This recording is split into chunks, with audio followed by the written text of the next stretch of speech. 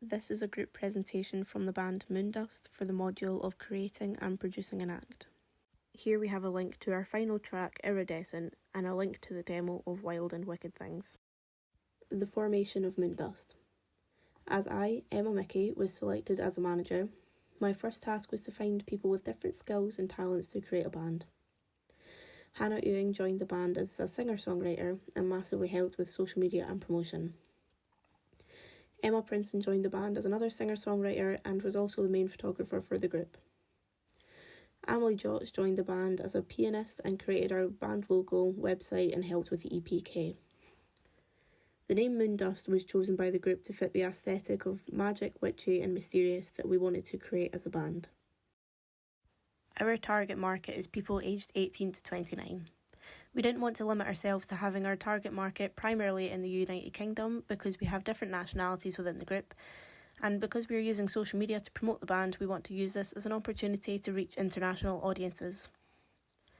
As a band, we chose indie pop as our music genre.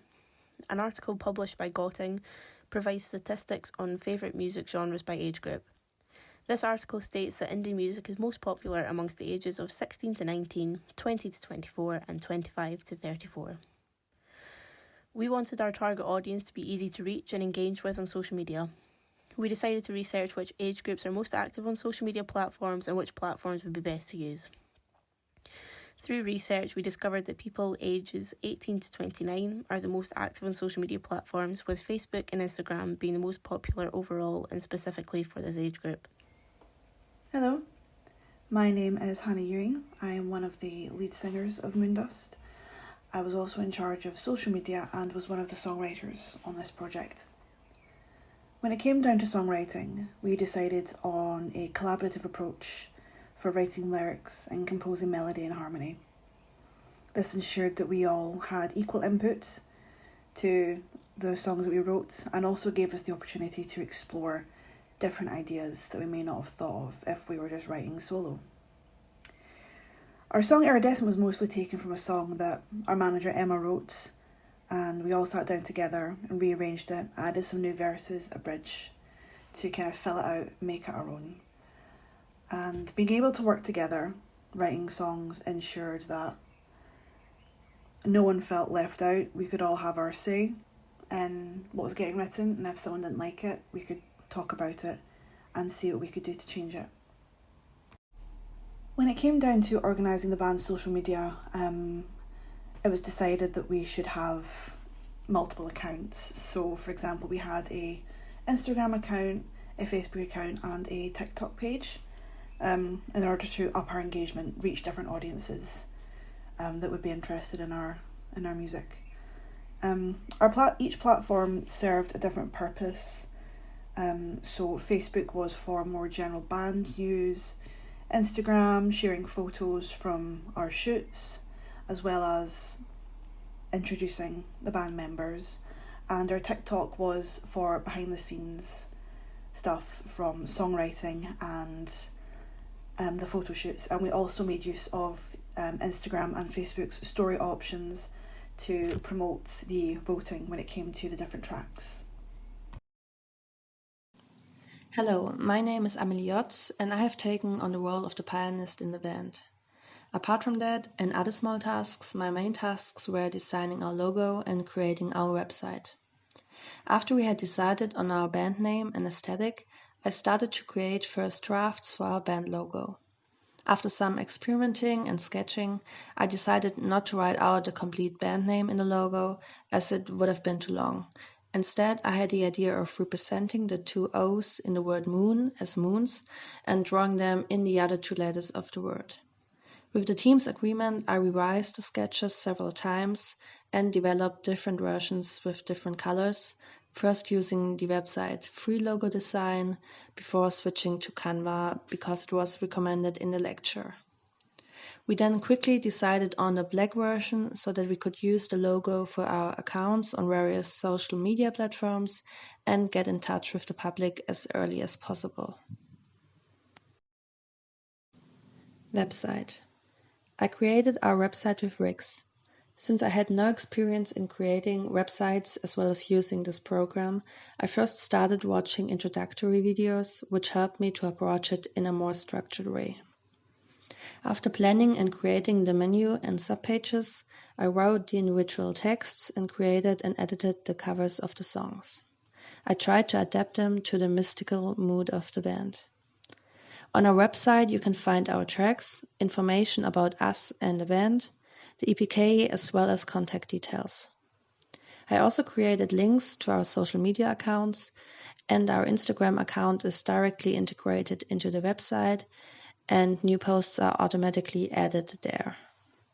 Since a lot of people now access the internet via their smartphones, it was important to me that the mobile view is also well structured and easy to use in order to make it as easy as possible for visitors to explore our website and music. Hi, my name is Emma Prinsen and I am one of the lead singers of our band. Apart from songwriting and singing, I took on multiple roles in the band. The most important ones were figuring out the aesthetic of our band in discussion with the other group members, of course, and then staging the band pictures. For the aesthetic, I started off by making a Pinterest board that all the other band members had access to. That way, everyone could add images that they thought fit the aesthetic of our band. We started off from there and decided on a magical, kind of witchy fairy vibe for our band. We used this Pinterest board as a reference for our social media and the band pictures. For the band pictures, I started out by figuring out what we were gonna wear and how we were gonna do our makeup. I did this by referring to the Pinterest page and asking other band members what they would like to wear. After that was settled, I came up with a concept.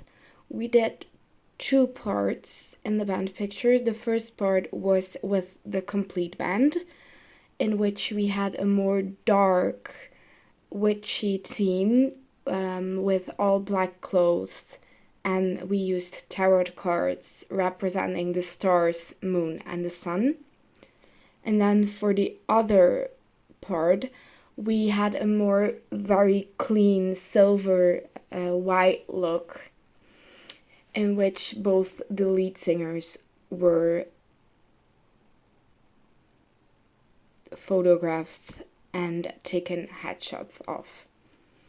After that, I selected the pictures on my camera, and together we came up with which ones we would use for the EPK and our social media.